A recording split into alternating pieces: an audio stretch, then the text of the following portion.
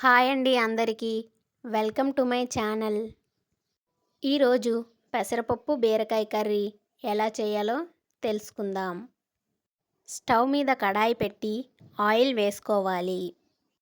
Oil heat అయ్యాక 1 table spoon పోపు దినుసులు వేసుకోవాలి.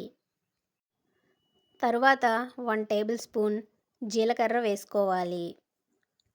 ఇప్పుడు పోపు దినుసులు, జీలకర్ర కాస్త చిటపటలాడాక ముందుగా కట్ చేసి పెట్టుకున్న 2 పచ్చిమిర్చీలను ఆ తాలింపులో వేసుకోవాలి.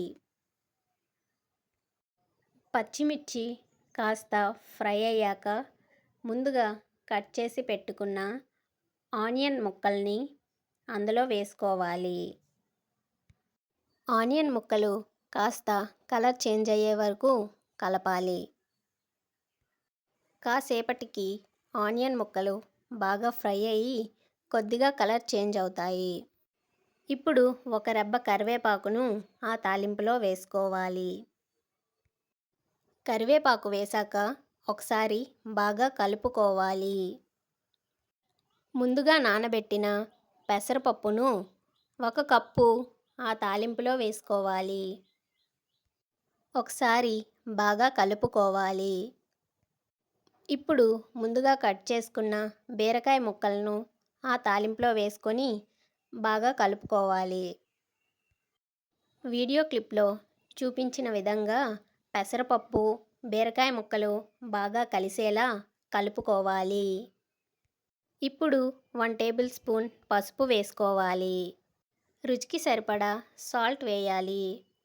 పసుపు, ఉప్పు ముక్కలకి బాగా పట్టే విధంగా ఒకసారి బాగా కలుపుకొని మూత పెట్టుకోవాలి. బీరకాయ ముక్కలు బాగా మగ్గాయి.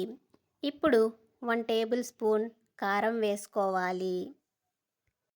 కారం కూరకు పట్టే విధంగా బాగా కలుపుకోవాలి. ఇంకా కాసేపు మగ్గనివ్వాలి. చివరిగా 1/2 టేబుల్ స్పూన్ గరం మసాలా వేసుకొని బాగా కలుపుకోవాలి. పెసరపప్పు బీరకాయ కర్రీ చాలా సింపుల్గా ఉండి టేస్టీగా ఉంటుంది. మీరు కూడా ట్రై చేసి ఎలా వచ్చిందో నాకు కామెంట్స్లో చెప్పండి. మా వీడియోస్ మీకు నచ్చినట్లయితే లైక్ చేయండి, షేర్ చేయండి, కామెంట్ చేయండి. ఇలాంటి వీడియోస్ ఇంకా కావాలా? అయితే మా ఛానల్ని సబ్స్క్రైబ్ చేసుకోండి. Thanks for watching. Please do subscribe to my channel. Thank you.